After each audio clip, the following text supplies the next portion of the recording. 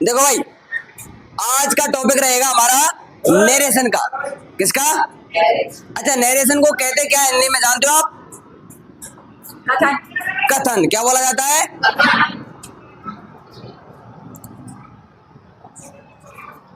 Eight class में मैंने आपको पढ़ाया था नरेशन, ठीक है? उस टाइम टॉपिक था नरेशन का। अच्छा, इसको और भी बोलते हैं बेटा, और भी क्या बोला जाता है? Any problem? अरे बताओ ना। हाँ जी, क्या बात है?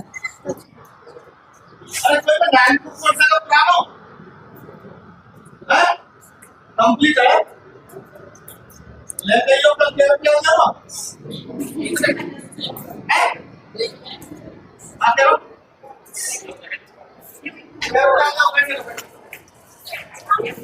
बैठ जाओ बैठ जाओ बैठ जाओ।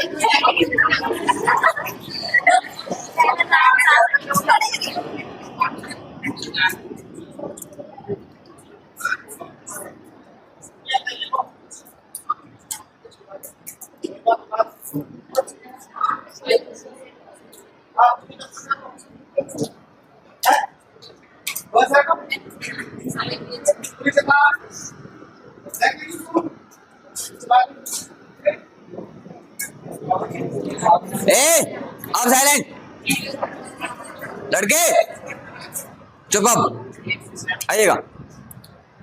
Now we start the topic narration, that's meaning in Hindi कथन।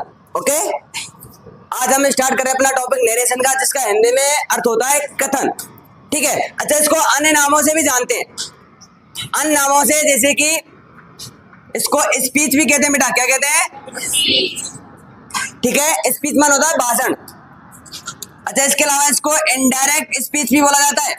क्या बोलते हैं? यानी कि अप्रत्यक्ष कथन। क्या बोला जाता है?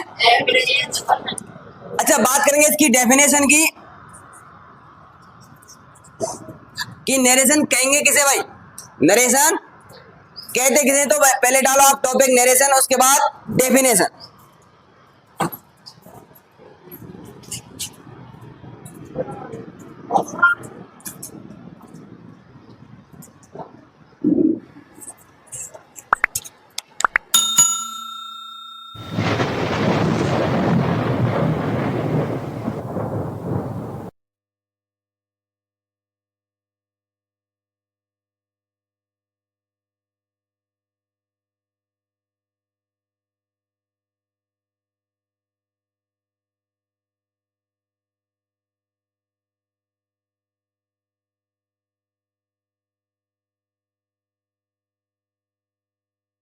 डालो, डालिए सभी ने।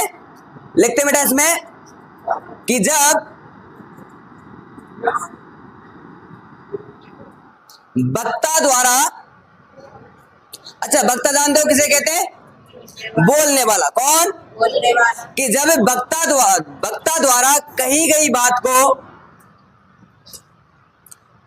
जब वक्ता द्वारा कही गई बात को श्रोता तक, किस तक बेटा? श्रोता तक प्रत्यक्ष या अप्रत्यक्ष, प्रत्यक्ष या अप्रत्यक्ष तरीके से पहुंचा देना या फिर कह देना, पहुंचा देना या फिर कह देना,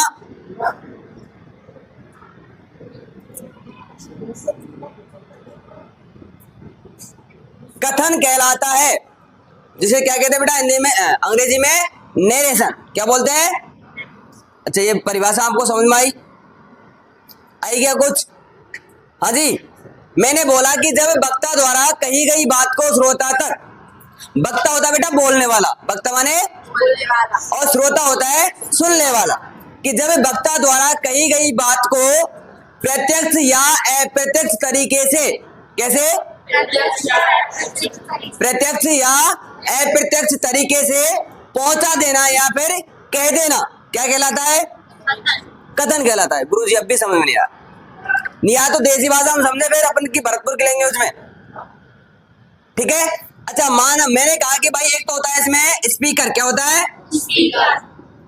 यानी कि वक्ता, क्या बोलते हैं स्पीकर को, और एक होता है बेटा लिसनर, क्या होता है, यानी कि सुनने वाला, जिसको बोलते हैं श्रोता, क्या बोलते हैं, तो एक होता है स्पीकर और एक होता है लिसनर, यानी एक तो होता है वक्ता और एक होता है श्रोता। मैंने कहा कि इसकी बात को, किसकी बात को, यानी वक्ता की बात को इस तक, यानी कि लिसनर तक, यानी श्रोता तक, या तो आप डायरेक्ट कह सकते हो, अच्छा डायरेक्ट यानी प्रत्यक्ष तरीके से, या फिर इनडायरेक्ट कह सकते हो।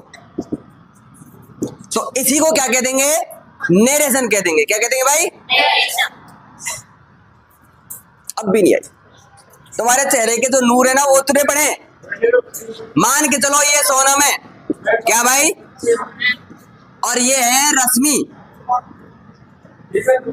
ये कौन है, और ये है, अब भैया सोनम और रश्मि दोनों बहुत ही क्लोज फ्रेंड है, यानी कि घनिष्ठ मित्र हैं। क्या है दोनों, इतने घनिष्ठ मित्र हैं कि वो उसका खाना खा लेती है, वो उसका खाना खा लेती है, नो प्रॉब्लम, पहनना ओढ़ना सब कुछ ठीक है, शेयर दोनों शेयर कर लेते हैं। अब सोनम को एक दिन काम पड़ा क्लास में कि ले भाई रश्मि ये 10 रुपए इनकी, तुम मुझे कुछ जो भी या तो पेन ले आना है फिर कॉपी ले आना। तो सोनम ने रश्मि से कहा कि भाई तुम मुझे क्या ले आना, पेन या फिर कॉपी ले आना, ये 10 रुपए पकड़। तो जो ये सोनम ने इस रश्मि को वो बात कही, वो तो कहती डायरेक्ट वे में, सोनम और रश्मि दोनों पास में ही है। तो जो सोनम ने कहा रश्मि से कि लिए 10 रुपए पकड़ या फिर 5 रुपए पकड़, मुझे क्या ले आना, तुम पेन या कॉपी ले आना, तो ये तो कहती उसने प्रत्यक्ष तरीके से। कैसे कहती, अच्छा इसी सोनम ने किसी तीसरे व्यक्ति का सहारा लिया, और मैं यहाँ पर नाम ले रहा हूं इस नीतू सिंह का, ठीक है। हाँ भाई, पहले सोनम ने कही नीतू सिंह से कि ले भाई नीतू तू मेरी फ्रेंड रश्मि से कह देना, किसे कह देना, रश्मि से कह देना कि वो मुझे क्या ले आएगी, पेन या कॉपी ले आएगी।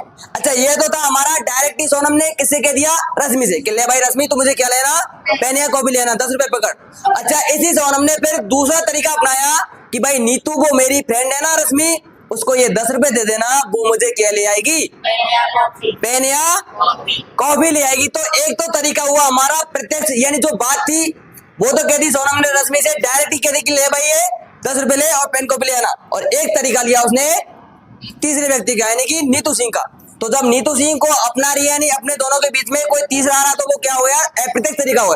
अरे डायरेक्ट थोड़ी कहती उसने बात, किसका सहारा लिया, नीतू सिंह का सहारा लिया, तो ये हो गई हमारी अप्रत्यक्ष तरीके से बात पहुंचा। बात तो वही है ना, अरे बात तो वही है ना कि 10 रुपए का पेन या फिर कॉपी ले आना, बात वही है, लेकिन ये कैसे पहुंचा, उसने तीसरे व्यक्ति के द्वारा पहुंचाई। तो ये बात कौन सी हो गई बेटा हमारी, अप्रत्यक्ष। कौन सी हो गई, तो जब ये, अच्छा वक्ता कौन हो गया हमारा, और श्रोता कौन हो गया। तो यही बात मैं आपको समझाना चाह रहा हूं कि जब वक्ता की बात को या तो आप डायरेक्ट कह देते हो या फिर इनडायरेक्ट कह देते हो, और वो बात कौन तक पहुंची जाती है, श्रोता तक। तो इसी प्रक्रिया को क्या कह देंगे, नरेशन। क्या कह देंगे, आगे बात समझ में, किसको नहीं आई, हैंड्स अप करें भाई, अरे किसको नहीं आई, नहीं आई, आ गई, पक्का आ गई ना, या फिर कोई और एग्जांपल दूं। गांवन में देखे होगा तो मन ने, अम्मा जाने, अम्मा कोनों में अम्मा, दादी हमारी। अच्छा ये गांव का कल्चर रहता है, गांव का शहर ले लो आप, कहीं पे भी ले लो, ठीक है, सास बहू में अधिकतर बनती नहीं है, बनेगा ना, बने ना, हाँ। तो जो सास और बहू में लड़ाई होती है ना, वो इनडायरेक्ट वे में होती है अधिकतर, इनडायरेक्ट वे में, इनडायरेक्ट वे में यानी कि अप्रत्यक्ष तरीके से होती है, जिसको गांव में एक दूसरे पर जो बातों को डाल के कहा जाता है ना, वो इनडायरेक्ट इसका यूज करते हैं, नरेशन का यूज करते हैं उसमें, वो फलाना ढिकाना जो भी कुछ कहना है। जैसे मान चलो कोई सोना में, और ऐसे गुस्सा रश्मि से, चलो सास वो बना देते हैं इनको, ठीक है, ये सोना में सास और ये रश्मि उसकी पुत्र वधू है, ठीक है। अच्छा, इन दोनों में लड़ाई हो जाती है, शाम को लड़ाई होगी भाई साहब इनमें। कैसे है गई? शाम को लड़ाई होगी, बढ़िया वाली। इस रश्मि ने कुछ काम नहीं किया तो सास तो होती है, और सास भाई साहब नाक पे गुस्सा रहता है सासों के, तो वो गुस्सा हो जाती है और डायरेक्ट कह रही थी कि भाई तूने ये नहीं किया, फलाना टिकाना, जो भी रोटी पानी नहीं बनाई, मेरी सेवा नहीं करती, फलाना ये बात है। अच्छा, जो शाम को लड़ाई हुई थी वो तो कह दी उसने डायरेक्ट वे में। कैसे कह दी? अब भैया सास ने जब कह दी तो बहू का कम तुर पड़ जाएगा आजकल ना पड़े। अगर सास शेर है तो फिर बहू सवा शेर है आज के जमाने में, ठीक है। बहू का मानने वाली, अरे साहब जब सास ने शाम को इसको कहा, खोटी करी, जो भी कुछ भी कहा, अब बातें ही क्या हो जाए, गुस्सा हो जाती है। क्या हो जाती है बेटा? और फूल के बम में जाए।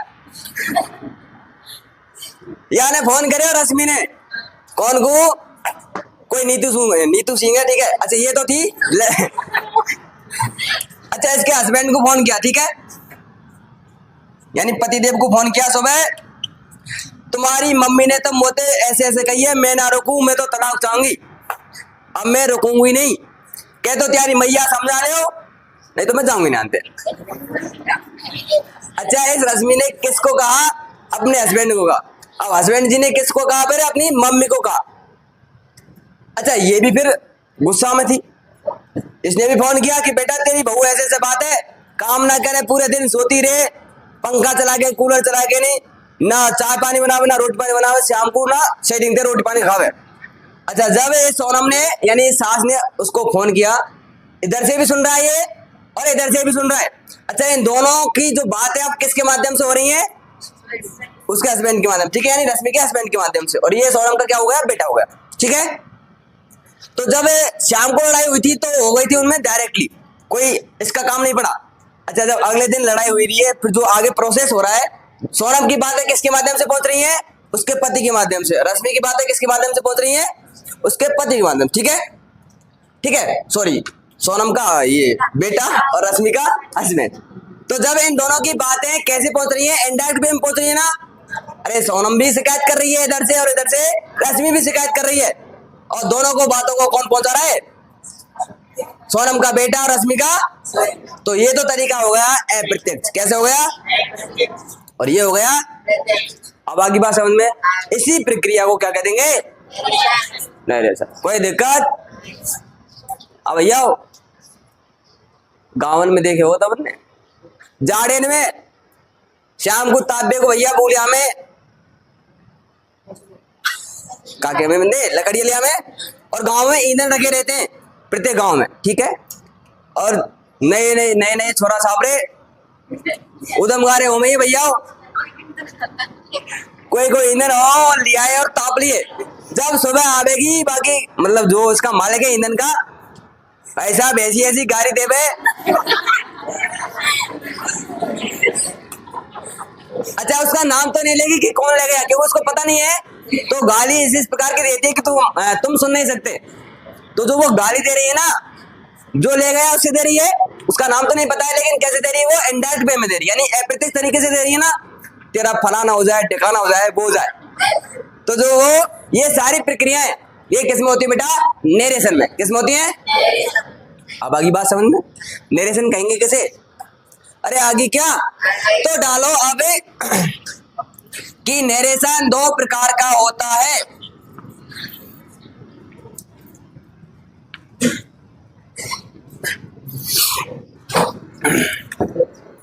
नरेशन कितने प्रकार का होता है बेटा? दो प्रकार का। टाइप बेटा 2, नरेशन दो प्रकार का होता है। अच्छा, पहला होता है डायरेक्ट नरेशन। कौन सा?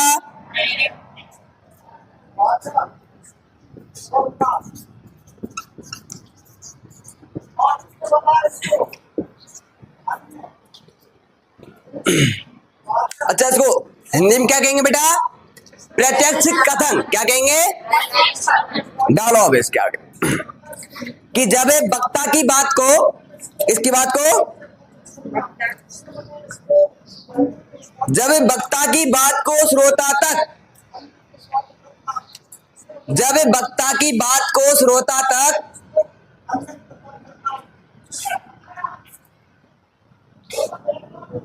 जब वक्ता की बात को श्रोता तक प्रत्यक्ष रूप में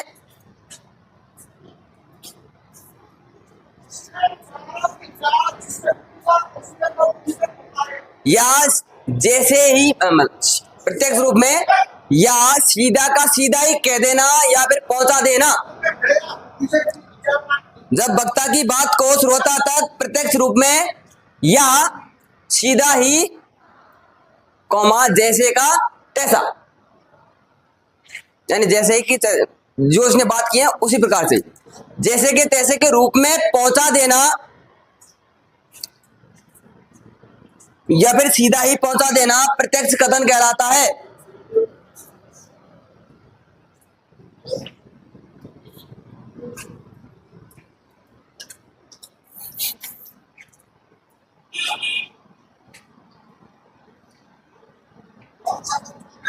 आया कुछ समझ में कि जब वक्ता की बात को डायरेक्टली ही कह देना, यानी कि श्रोता तक कोई उसमें तोड़ मरोड़ नहीं करके जो बात है क्लियर उसको कह देना, वो क्या कहलाता है?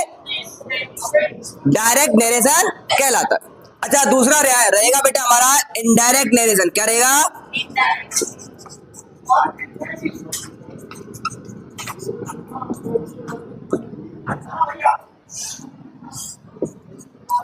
लिखिएगा कि जब वक्ता की बात को श्रोता तक जब वक्ता की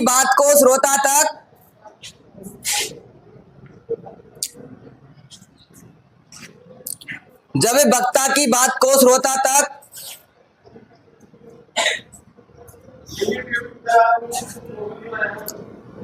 अप्रत्यक्ष रूप में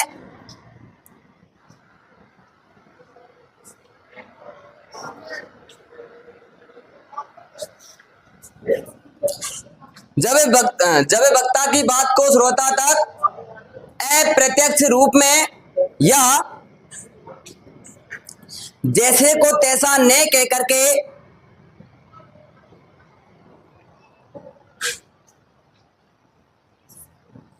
या जैसे को तैसा न कह करके या उस बात में तोड़ मरोड़ कर, उस बात को तोड़ मरोड़ कर, ऐसे लिखना है ना, उस बात को तोड़ मरोड़ कर, यानी कि उल्टा सीधा कहना, ठीक है। उस बात को तोड़ मरोड़ कर श्रोता तक पहुंचा देना या कह देना इनडायरेक्ट नरेशन कहलाता है।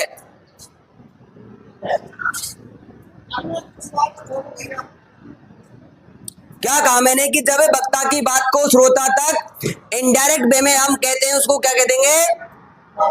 इनडायरेक्ट नरेशन कह देंगे। यानी कि जो बात है उसको ऐसे नहीं कह करके उसमें थोड़ा तोड़ मरोड़ करके या फिर जैसे कि तैसे जो बात है उसको ऐसा नहीं करके उसको थोड़ा सा घुमा के कह देते हैं, उस नरेशन को क्या कह देंगे बेटा? Indirect narration. क्या कह देंगे? अरे बोल क्यों ना रे? हाँ भाई, इनडायरेक्ट डायरेक्ट मान होता है प्रत्यक्ष और इनडायरेक्ट मान होता है।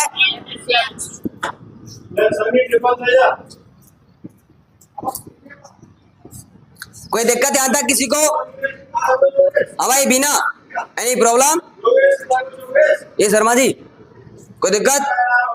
आगे बात समझ में किसी को भी पीछे से लड़कों में नहीं है? बैठा दूं? ओके। अच्छा, परिभाषा और प्रकार दोनों समझ में आएगा क्या भाई सभी के? आगे ना? ठीक है तो भाई। अच्छा अब बेटा हम बात करेंगे रूल से एग्जाम्पल की, सॉरी हाँ रूल से एग्जाम्पल की ओर या फिर एग्जाम्पल से रूल की ओर। पहले हम एग्जाम्पल ले लेते हैं, उसके बाद रूल पढ़ेंगे, ठीक है? क्या हुआ?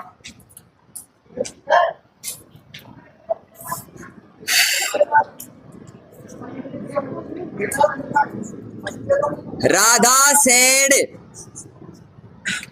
To me. कोई राधा नाम की लड़की है और उसने मेरे से कहा, क्या कहा? I have decided to help you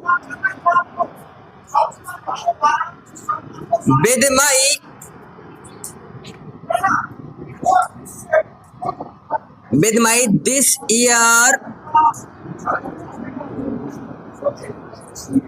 notes.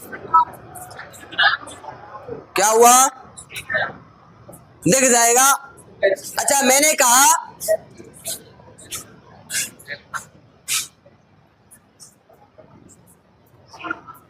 मैंने ये कहा बेटा कि एक एग्जाम्पल लिखा और एग्जाम्पल में लगा कि राधा सेड टू मी। क्या लिखा?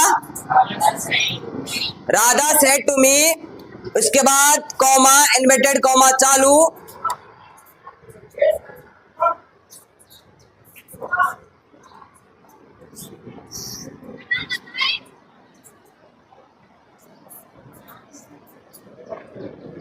हाँ जी, इन्वर्टेड कॉमा चालू, उसके बाद एक सेंटेंस लिखा बेटा मैंने कि I have decided to help you with my this year note. मैं तुम्हारी सहायता करना चाहती हूँ इस साल के नोट से, किसी राधा नाम की लड़की ने मेरे से कहा।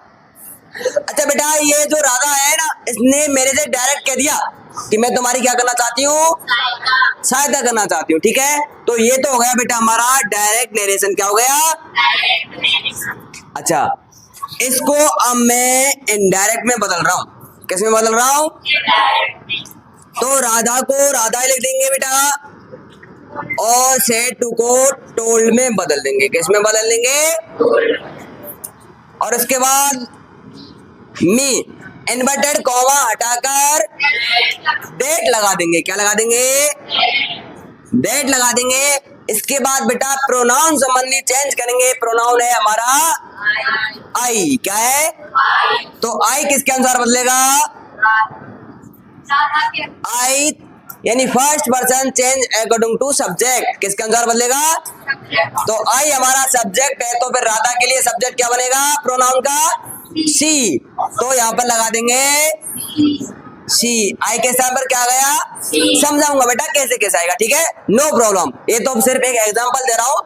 ओके, जब नियमों को पढ़ेंगे धीरे धीरे आपको समझ में आ जाएगा कि आई किसके अनुसार बदला बेटा? सब्जेक्ट क्या था हमारा? राधा। क्या था? राधा सब्जेक्ट होने के कारण इसमें बेटा एक नियम चलता है, और वो नियम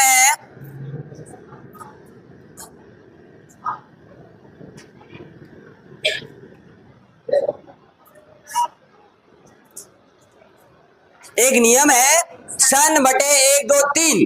सन बटे, यदि प्रोनाउन का फर्स्ट पर्सन आ जाता है तो आरबी के सब्जेक्ट के अनुसार, सेकंड पर्सन आ जाता है तो ऑब्जेक्ट के अनुसार, और तीसरा पर्सन आता है तो नो चेंज।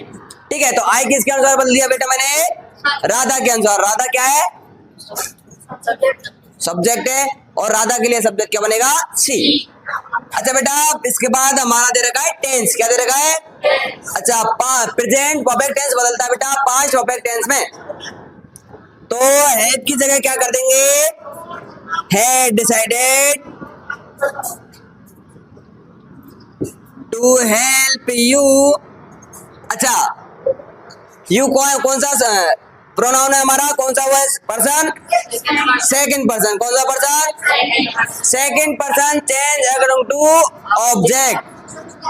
तो यू हमारा ऑब्जेक्ट फॉर्म में, तो फिर मी का भी क्या लेके आओ? ऑब्जेक्ट फॉर्म, यानी क्या जाएगा? क्या आएगा? बताओ क्या आएगा? कौन कह रहा है? माई, मी। अरे आ जाएगा, थोड़ा तसल्ली रखो है ना, ये तो मैं एग्जांपल ले रहा हूँ। ठीक है, अच्छा बेद माई बदलेगा बेटा first person change according to subject. I, me, my तीसरा रूप है, तो फिर सी का भी तीसरा रूप लेके आओ। सी, हर, हर।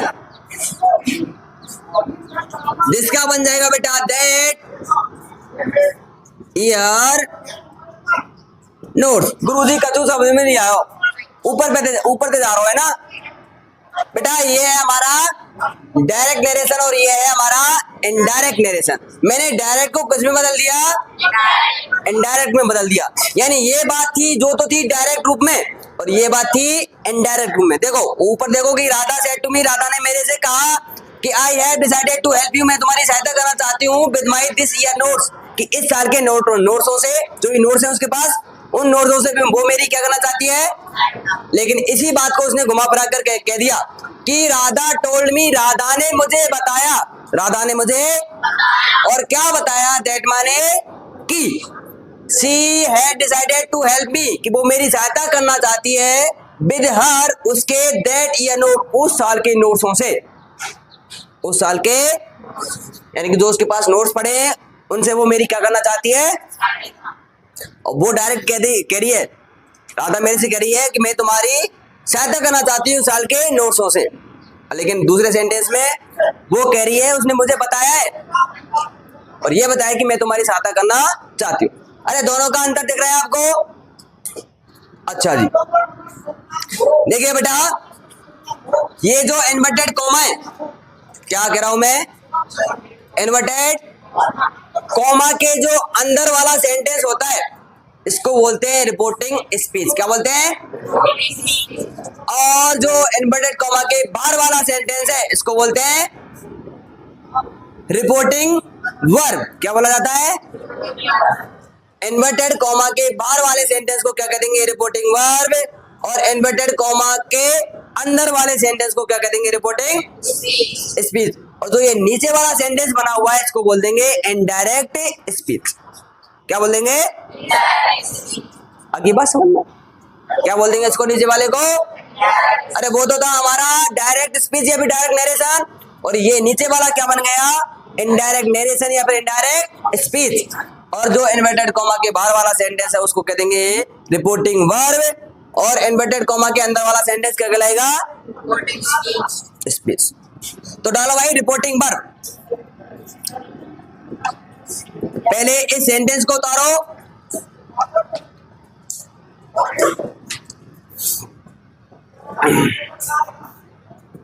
एग्जाम्पल टू रूल चलेंगे बेटा, है ना? थोड़ा समझ में ज्यादा आएगा।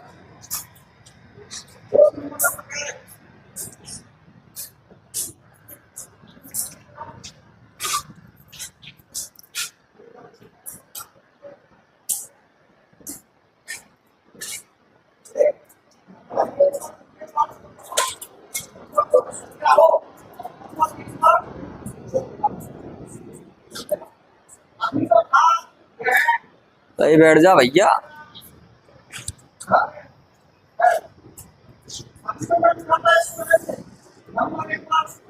हाँ भाई लिखो इसमें, इन्वर्टेड कॉमा के बाहर वाले सेंटेंस को रिपोर्टिंग वर्ब कहते हैं।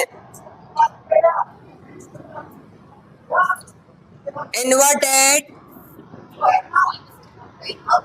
ऐसे लगा लो, इन्वर्टेड कॉमा के बाहर वाले सेंटेंस को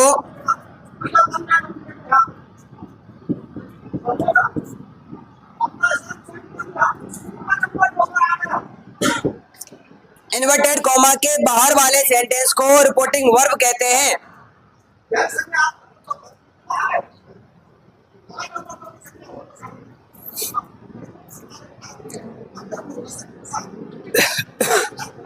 बेटा रिपोर्टिंग स्पीच डालो दूसरा।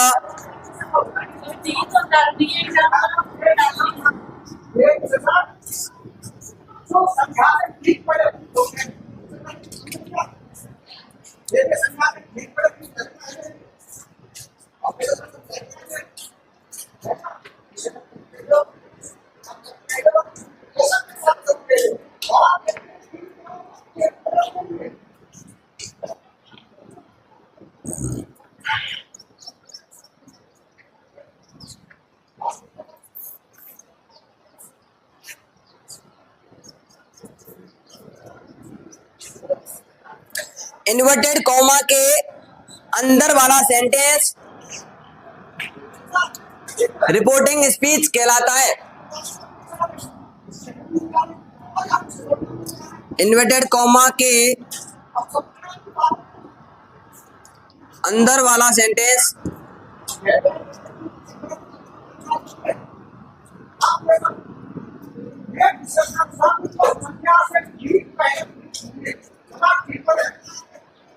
ये दोनों समझ में आए क्या आपको? रिपोर्टिंग वर्ब किसे कहेंगे और रिपोर्टिंग स्पीच किसे कहेंगे?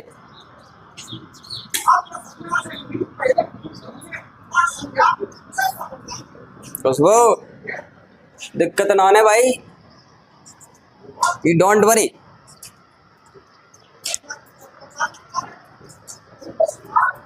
उतार लिया सभी ने? अरे ये समझ में आया क्या आपको? रिपोर्टिंग वर्ब और रिपोर्टिंग स्पीच, इसका आगे चल के काम पड़ेगा। रिपोर्टिंग वर्ब कह देंगे इन्वर्टेड कॉमा के बाहर वाले सेंटेंस को, रिपोर्टिंग स्पीच कह देंगे अंदर इन्वर्टेड कॉमा के अंदर वाले सेंटेंस को। कोई दिक्कत यहां तक? नहीं। मिटा दूं? हाँ जी, ना मिटाऊं?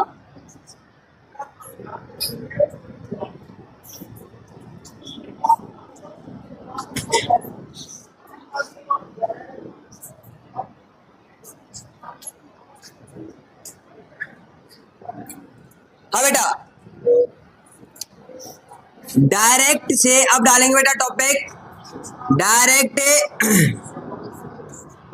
से इनडायरेक्ट स्पीच या फिर नरेशन बनाने के नियम या फिर कॉन्सेप्ट, ठीक है? डायरेक्ट से इनडायरेक्ट बनाने के नियम। सबसे पहले बनाएंगे बेटा हम सिंपल सेंटेंस को, किनको?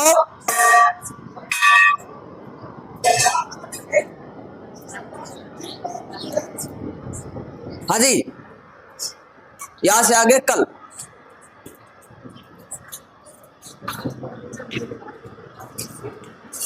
पढ़ के आना कल घर से। अरे जो आपके पास है उसको पढ़ के आना, घर से पढ़ के आना भाई, ठीक है?